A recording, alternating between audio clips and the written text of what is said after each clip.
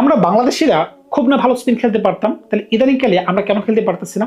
আমরা কেন সিঙ্গেল বের করতে পারতেছি না? দেখেন, খেয়াল করে দেখেন, সাকিব যখন ছিল, মুশফিক যখন ছিল, রিয়াদ যখন ছিল, তারা কিন্তু সিঙ্গেল বের করতে পারতেন। কিন্তু বর্তমান যুগে তানজিদ বলেন, ইমন বলেন, তহিদ বলেন, তারা কেউই কিন্তু সিঙ্গেল বের করতে পারতেছে না। আর যদি নিচের দিকে আসেন, জাকির আলী বলেন, শামীম পাটোয়ারি বলেন, এমনকি মন্দের ভালো সোহানকে বলেন, তারা কিন্তু কেউই কিন্তু ওই ইনোভেশন শট ছাড়া আর লেগ সাইডের শট ছাড়া অফ সাইডে তো কোনো শটই খেলতে পারতেছে না।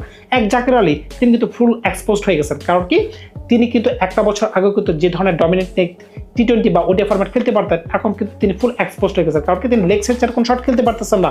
অফ সাইডে যদি আপনাকে 10টা বল দেওয়া হয়, আপনি 10টা বল মাঝখান থেকে যদি সবগুলো বল যদি ড্র্যাগ করে আপনি লেগ সাইডে মারতে চান, হয়তো বা 1 থেকে 2টা আপনার ব্যাটে সুন্দর মতো লাগতে পারে, বাকি বলগুলো ওইভাবে ওয়েল কানেক্টেড হবে না। আপনি কিন্তু ক্যাচ আউট হয়ে যাওয়ার একটা সম্ভাবনা আছে, ইনসাইডে যদি আপনার স্ট্যাম্প পড়ে যাওয়ার সম্ভাবনা আছে। সুতরাং বুঝতেই পারতেছেন, আপনাকে অফ সাইডে সিঙ্গেল বের করার চেষ্টা করতে হবে। অন্তত আপনি অফ সাইডে ছক্কা না মারতে পারেন, ওইগুলো যদি আপনি করতে পারতেন, তাহলে কিন্তু বাংলাদেশ কিন্তু করতে পারে না।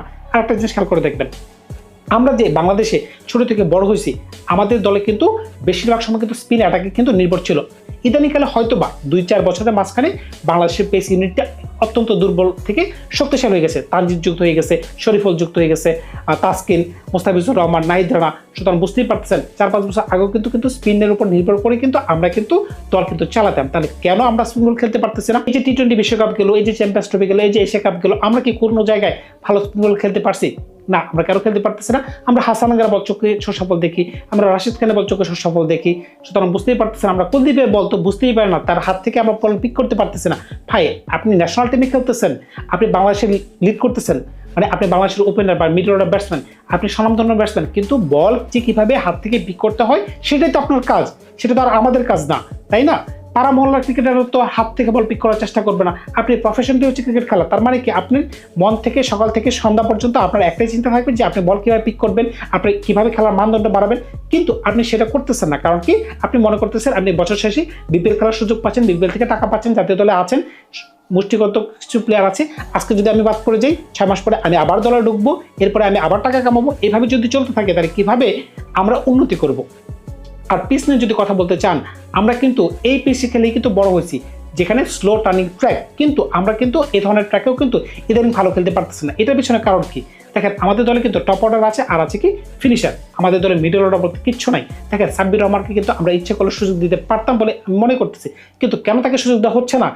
কিংবা ইয়াসিন রাব্বি, তাকেও কিন্তু আমরা সুযোগ দিতে পারতাম, কিন্তু আমরা কিন্তু দিচ্ছি না। আমরা দিচ্ছি এক টপ অর্ডার আর দিচ্ছি মিডল অর্ডার, টেল এন্ডার। আপনি খেয়াল করে দেখেন, জাকির আলী, শামীম পাটোয়ারি, এমনকি সোহান, তাদের 3জনকে দিয়ে সাজানো হচ্ছে। এমনকি আমরা মাঝে মধ্যে আমরা শেখ মেহেদীকে দলে ঢোকাচ্ছি, তাকে আমরা 4 নম্বর ব্যাটিং করতে পাঠিয়ে দিচ্ছি। তিনি কি 4 নম্বর খেলার মতো যোগ্য ব্যাটসম্যান? সুতরাং বুঝতেই পারতেছেন, আমাদের কিন্তু পদে পদে ভুল আছে। এমনকি আমরা যে ধরনের পিচ বানাচ্ছি, এই ধরনের পিচে যে আমরা খেলতেছি, এই ধরনের পিচে খেলে কি আমরা ভালো কিছু করতে পারবো?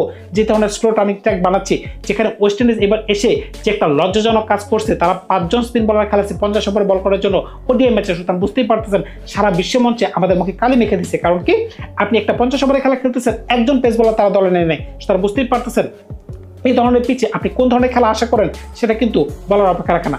এতদিন কিন্তু আমরা শ্রীলঙ্কান গামিনী ডিসিলভাকে কিন্তু আমরা দোষ দিয়ে আসছিলাম যে তিনি বাজে পিচ বানাইতেছে, কারণ কি স্লো টার্নিং ট্র্যাক হচ্ছে, যে কোনো ভিজিটিং টিম কিন্তু এসে খাদে পড়ে যাচ্ছে। কারণ কি, আমরা কিন্তু তাদের জন্য গর্ত করে রাখতাম, গর্তে আসলে তারা ধাক্কা মেরে ফেলে দিতাম। কিন্তু দেখেন, এখন যে নতুন পিচ কিউরেটার আসলো, তাইলে তিনি কেন ওই ধরনের স্লো টার্নিং ট্র্যাক বানাচ্ছেন? তা না হলে তো ওয়েস্ট ইন্ডিজ 5 জন স্পিন বলার খেলাইতো না।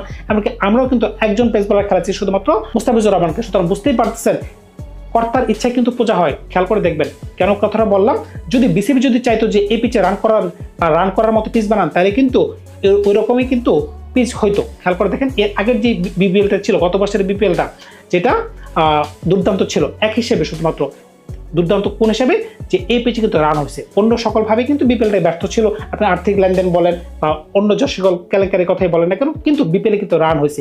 কিন্তু সেম পিচের উপর কেন রান হচ্ছে না ভাই? কারণ কি, বিসিবি চায় না যে এখানে রান করা হোক। কারণ কি, আমরা রান করলে যে আমরা হেরে যাই। আপনি দেখেন, যখন পরবর্তীতে টি-20 ম্যাচগুলো গেল, টি-20 ম্যাচগুলো কিন্তু আমরা কিন্তু হেরে গেছি ওয়েস্ট ইন্ডিজের সাথে, হোয়াইট ওয়াশ সিরিজে। কারণ কি, একটু ভালো পিচ হলে কিন্তু আমরা কিন্তু একদম হেগে দিই। একটা জিনিস খেয়াল করে দেখবেন, আমরা যখন এখান থেকে বের হয়ে যখন আমরা টি-20 বিশ্বকাপ খেলতে 2026 সালে ইন্ডিয়া যাব, ওইখানে যে আমরা কোন ধরনের পারফরমেন্স দিব? কারণ কি, আমরা ওইখানে যে কিন্তু ভালো পিচ পাবো। দেখবেন, টি-20 বিশ্বকাপে পিচগুলো এই ধরনের স্ট্যান্ডার্ড থাকবে, 180 থেকে 220 রান করার মতো স্ট্যান্ডার্ড পিচ থাকবে। কিন্তু আমরা যদি যে ধরনের ব্যাটিং অর্ডার আমাদের আছে, আমাদের তানজিদ ভালো ব্যাটিং করতে পারতেছে না, সমস্যা পারতেছে না, একমাত্র সাইফ হঠাৎ করে যেন চিরাগ আলীর মতো হঠাৎ করে আবর্তিত হলেন, তিনি যেন একটু বাংলাদেশ দলকে একটু স্টেবিলিটি দিচ্ছেন। আপনি বলেন জাকির আলী বলেন, শামীম পাটোয়ারি বলেন, কেউই ভালো খেলতে পারতেছে না, এমনকি তৌহিদ হৃদয়, তার কথা কি বলবেন আপনি? যে প্লেয়ার 100 বল খেলার পরে তার স্ট্রাইক রেট 50-এর উপরে বাড়ে না, তাকে নিয়ে আপনি কি গর্ব দেখতে পারতেছেন বা তাকে নিয়ে আমরা কি স্বপ্ন দেখবো? সুতরাং বুঝতে পারতেছেন এখানে ঝেড়ে আমাদেরকে দল সাজাতে হবে উপর থেকে টপ টু বটম। যাদের পারফরমেন্স ভালো না তাদেরকে দল থেকে বের করে দিতে হবে, নতুন প্লেয়ারদেরকে সুযোগ দিতে হবে, এমনকি নতুনদের সাথে কয়েক বছর স্টিক থাকতে হবে। আপনি তো নতুনদের যদি সুযোগ না দেন আর তাদের প্রতি যদি ইনভেস্ট না করেন, যেমন দেখেন নাইম শেখকে আমরা 3 থেকে 4টা ম্যাচ সুযোগ দিছি বা 5টা ম্যাচ সুযোগ দিছি, এরপরে তাকে আমরা সোশ্যাল মিডিয়াতে যেভাবে তুলোধনা করছি, তিনি যে একটা স্ট্যাটাস দিয়ে আমাদের কাছে ক্ষমা চাইলেন, এরপরেও কিন্তু তাকে কিন্তু আমরা নিন্দা আর ধিক্কার জানাইছি। এরপরে কি করলেন? এটা কি কোনো সভ্য মানুষের কাজ হয়েছে? একটা প্লেয়ার কিন্তু একটা সিরিজ বা 2টা সিরিজ খারাপ যেতেই পারে, এরপরেও কিন্তু তাকে যদি আমরা আরো 2টা সিরিজ সুযোগ দিতাম, এরপরে যদি তিনি ব্যর্থ হইতেন, এরপরে কিন্তু তার প্রতি ওই ধরনের কথা বলা কিন্তু আমাদের জায়েজ ছিল। কিন্তু বর্তমান টিমটা আপনি খেয়াল করে দেখেন, টপ অর্ডার আর হচ্ছে ফিনিশার, এইভাবে কিন্তু একটা টিম চালানো যায় না। দলে কিন্তু মিডল অর্ডার ব্যাটসম্যান প্রয়োজন। আমরা যদি সৌম্য সরকার, দুষ্ট ছেলেটা নামটা মনে পড়তেছে না, যাই হোক, ওই ছেলেটাকে যদি সুযোগ দিই তাহলে কিন্তু দলটা একটু ভালো হইতে পারে। সাব্বির রহমানের কথা বলতেছিলাম। সুতরাং বুঝতেই পারতেছেন এখন যদি বাংলাদেশ যদি একটু ভিন্নভাবে চিন্তা করে যে আমরা দলটাকে একটু পরিবর্তন করতে চাই, আর যাদের পারফরমেন্স থাকবে না তাদেরকে আমরা দল থেকে বের করে দিব। কারণটা কি? এখন যদি বাংলাদেশের প্লেয়ারদের মেন্টালিটি যদি এরকম হয়ে যায় যে বছর শেষে বিপিএল খেলবো, বিপিএল খেলে একটা মোটা অঙ্কের টাকা পাই, তারপরে ম্যাচ ফি তো আমাদের আছে, তারপরে ঘরোয়া কিছু লিগ আছে, সুতরাং বুঝতেই পারতেছেন যে দলে থাকা আর না থাকা আমাদের কাছে কোনো ম্যাটার করে না। বিপিএল খেলে আমরা টাকা উপার্জন করতে পারবো, প্লাস আমি যদি আজকে দল থেকে বাদ পড়ে যাই, আবার 3 মাস পরে দল ঢুকে যাবো বা 2 মাসের পরে দল ঢুকবো, তখন কিন্তু আমাকে আবার পারিশ্রমিক দেওয়া হবে। সুতরাং বুঝতেই পারতেছেন এই মেন্টালিটি থেকে যদি আমরা বেরোয় না আসতে পারি, তখন কিন্তু কোনোভাবেই কিন্তু আমরা সামনে এগোতে পারবো না। প্লাস হচ্ছে যারা ব্যাটসম্যান রয়েছে তারা কেন এখনো স্পিন খেলতে পারতেছে না? আপনি খেয়াল করে দেখেন, স্পিন খেলার জন্য আপনাকে কি করতে হবে? আপনাকে অ্যানালাইসিসের সাথে বসতে হবে যে কিভাবে আপনি হাত থেকে বল পিক করবেন। রাশিদ খান কিভাবে বল করতেছে, হাসান খান কিভাবে বল করতেছে, কুলদীপ কিভাবে বল করতেছে, সুতরাং বুঝতেই পারতেছেন অ্যাডাম জাম্বা কিভাবে বল করতে পারতেছে।